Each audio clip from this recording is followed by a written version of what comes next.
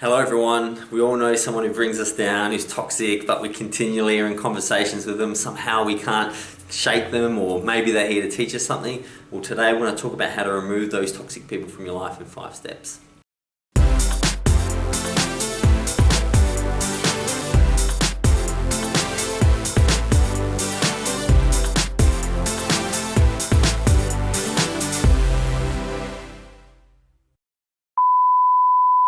Hello everyone. Toxic people in your life. They are there to remind you of what you don't want to be and don't want to see. But why so often do we keep coming back to them and they keep coming in our lives? We're going to talk about it today, but as always, we're going to begin with a quote. And that quote is, "Some of the biggest challenges in relationships come from the fact that most people enter a relationship in order to get something. They're trying to find someone who's going to make them feel good. In reality, the only way a relationship will last is if you see your relationship as a place that you go to give and not a place you go to take." Anthony Robbins. It's the only way to make it work. Giving and expecting something back will set yourself up for failure, because what exactly do you expect back? And if you don't get that exactly, will you still feel upset? It's a tough gig to live up to. You go into relationships to give, and if other people don't give, that's fine. You didn't go in there. You don't get upset because you didn't go in there to do that. You become observant, and then maybe perhaps you present your gifts to someone else. But there's no need to create problems.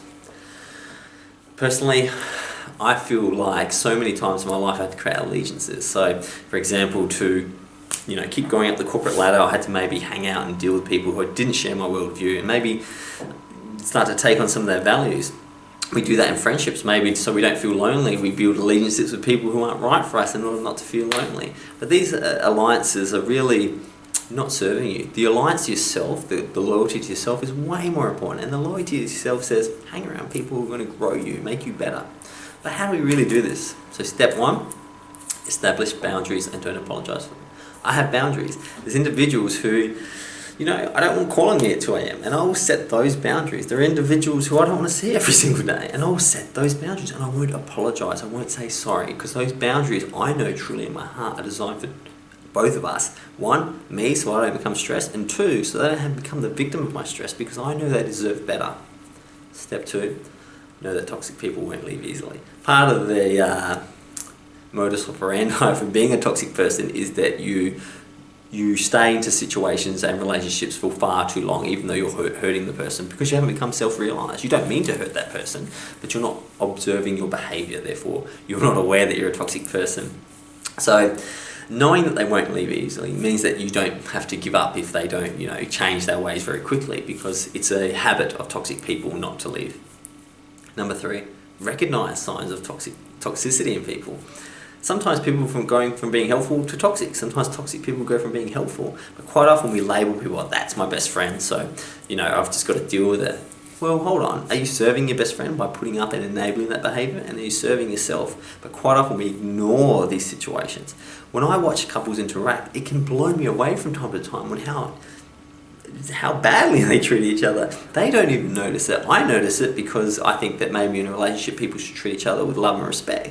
But they don't notice it because they haven't recognised the signs. They label this person as their wife, spouse, husband, girlfriend, husband, boyfriend, therefore ignoring the behaviour patterns that make them their boyfriend. If someone's your lover, they should act lovingly. And if they're not acting lovingly, they're not your lover.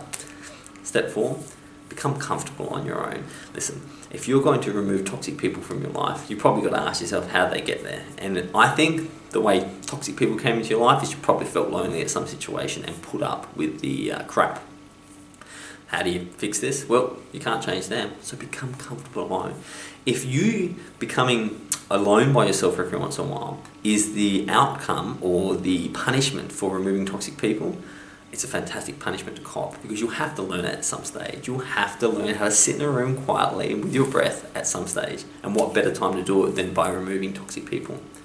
Number 5, replace them with empowering people. Now, they're out there. There are amazing, empowering people who see the world that you do, that meditate, that do yoga, who love you, who want to grow you, who forgive you, who can inspire you. They're all out there. They're out there. But why haven't you seen them? Why aren't you with them? Because you've given all your time to these other people. There's no space in your life to attract these people.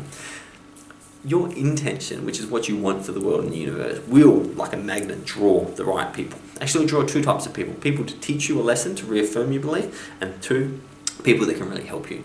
Now those toxic people are there for you to stick to your vision, to test you, to see if your intention for the universe is right, and then you can apply your attention to people who can actually serve you. Great people are out there. You just need to look. It might be a relationship where maybe you need to be single for a little while in order to allow the right person to come into your life. It could be as simple as maybe if you are moving cities, not rushing into just latching onto the first person who talks to you, but waiting for people to reveal their true value and their true nature to make sure you're aligned. Because all you have in your life is the time that you give, your attention and intention. And if you're giving your time to the wrong people, you're doing the wrong thing by yourself. Removing toxic people from your life can really make an outstanding change to everything about you. Something to think about, and I can't wait to see you till tomorrow. Until then, goodbye.